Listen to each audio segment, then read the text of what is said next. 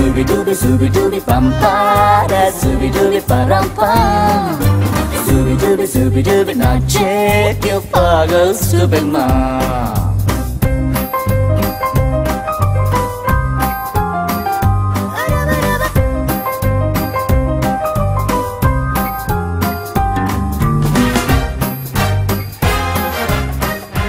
Dr. Edwin, it's very interesting to consider the fact that Singapore has been at the forefront of, English language communication in the region, because some people look up to Singapore as a better place when it's come to, English language studies. And how do you see the development of the English language in Singapore from 1950 when you were starting as a poet, and now how do you see the development? You see, Singapore is small. It's got no natural resources except human beings.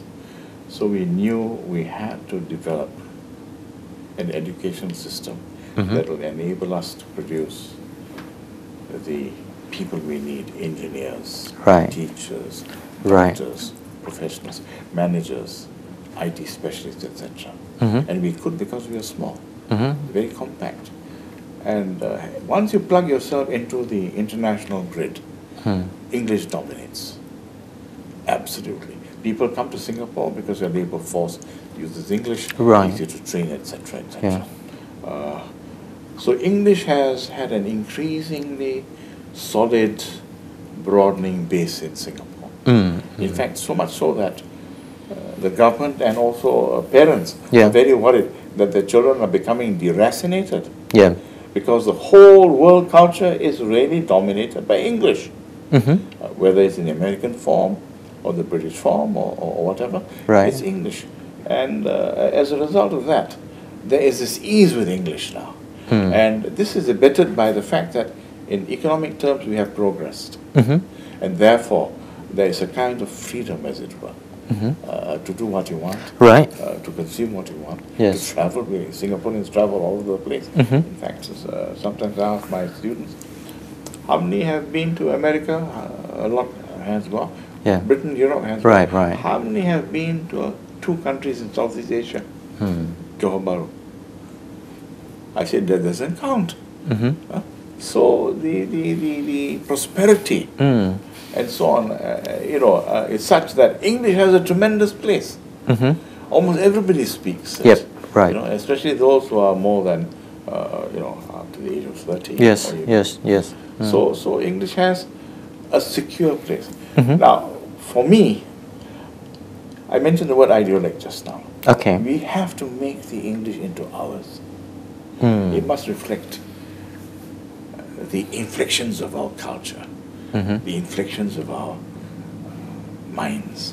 Like for instance, I have a poem. I've got about 4 or 5 poems dealing with English, the use of English, indigenizing it, making it our own.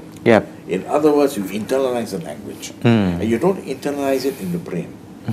You internalize it into your culture. You internalize it into your life and context. You make it speak with your voice. Like for instance, I have a poem, Words for the Day. The poem starts with people sprinkling water outside the door. Excuse me. Now you would know the significance of that. And it's the front door. It's early in the morning. It's spiritual, a kind of cleansing of the area, purifying it. But at the same time, there's also a practical dimension. You keep the dust down.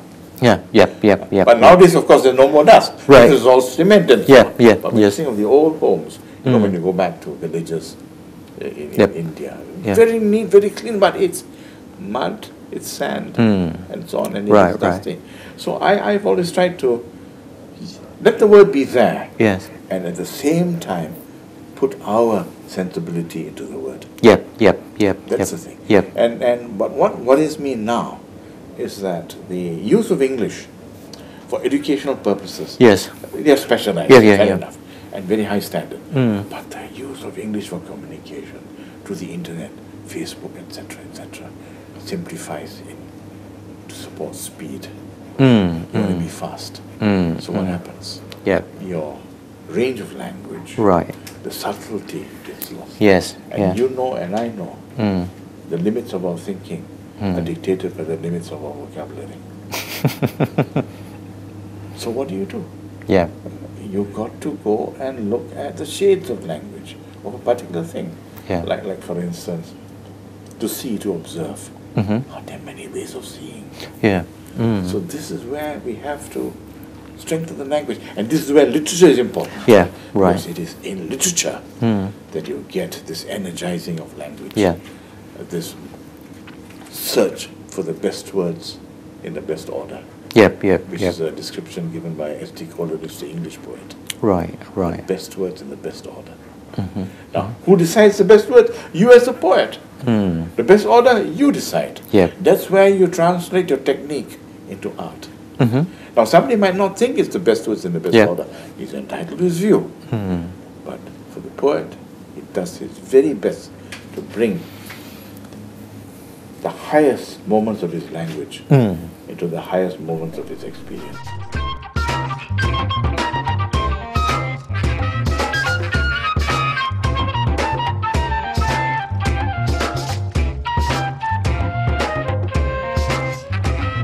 But how about the younger generation? How do they take up the language for the... No, they are more confident because they do not see the problems we saw, you see. Yep. They enter a world where English has its place. You don't have to negotiate for it. You don't have to justify it. It's there. Right. It's there. So, bang. Yeah. They use it very freely. Now, of course, there is a climb. People use the phrase Singlish to describe what is bazaar English. In a multiracial society, you need a common language. Right. Like in East Africa, Swahili. Swahili is beautiful, but it's had a few centuries to develop. Lovely, it's got Arabic elements, it's got Bantu elements. And when you hear Swahili spoken properly, it's so musical and so beautiful. But it was invented for the whole area, but it's had so many years to evolve. But in Singapore, what we did was originally, we needed a common language for the market. Yeah. Yeah. And it was Malay. Malay. And it was Bazaar Malay, with a vocabulary of less than 300 words. Same thing with Singlish. You don't use Malay now, you use English. Right. But it's so impoverished, so limited. But it shouldn't be called Singlish, it should be called Bazaar English. What did it replace? It replaced Bazaar Malay, Singlish.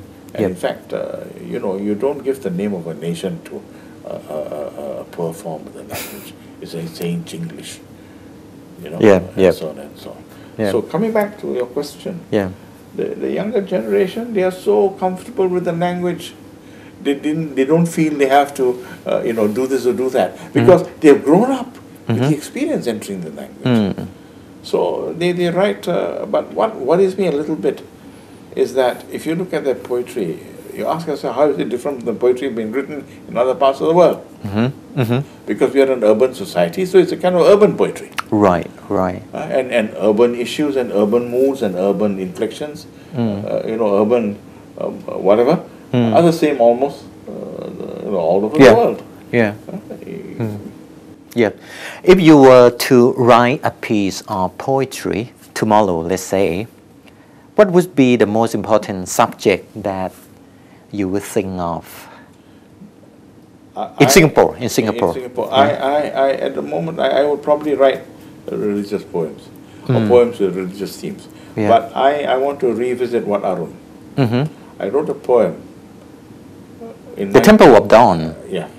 I wrote a poem in 1954. I been within for heart a stupa temple grace cleansed by the ash of kings. Right. It's a tremendous, because after all, it's Kerma architecture. And Wat Arun, you can't think of a more beautiful name. Yeah. Temple of the Dawn. So I'm going to go back there and revisit what I remember of the moments I had. Oh, okay. And I'll write another poem. And I'm going to write one on the river. On this trip?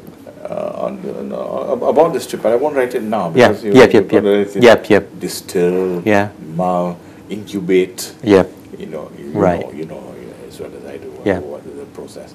Because when I went to Ayutthaya in 1950, there were no roads. There were just mud tracks. Right. And you know that great Buddha, that's the Yep. Kaaba temple, open air. Mm. It was a tremendous experience. Yeah. And we went there just after rain. Mm-hmm. So the roads were hellish. But it had cleansed Right. the air, which was beautiful. Yep, There was no yep. pollution at that time. Right, right. You know, and we waited until evening, and it almost like a sacred moment. You know what I mean? You know, it's the kind of experience you have, which for me, Yep. you're on a hill Yep. after rain, and you see the sun going down between the horizon and the rain clouds. Yep. That kind of experience. Right, right. So and you know, we don't choose poems. You know, they choose us. You know, They choose us. Yeah, I think they choose us. And when a poem wants to come, you can't stop it. Right. When it doesn't want to come, you can't get it to come. Right, right. Thank you very much, sir. Thanks. My Thank pleasure. You very much. My pleasure. Thank you.